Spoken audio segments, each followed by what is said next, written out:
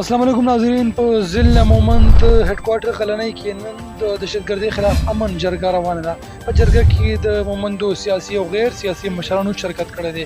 د پاکستان د قومي اسمبلی مشر امین ساجد خان او د دې سره د پاکستان د پښتونخوا د صوبایي اسمبلی مشر نثار مومند هم شرکت کړی دی. یاد دی وی چې نن څو ورځې وړاندې د پښتونخوا ستر ښار پیښور باچا خان مرکز کې د پښتنو یو لوی غونډه رابلل شوې وه.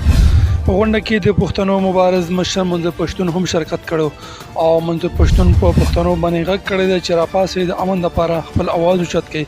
د هغې نه وروستو د پښتنو په مختلفو سیمو کې ځای پر ځای احتجاجي غونډې او پرلتونه جرګې روانې دي.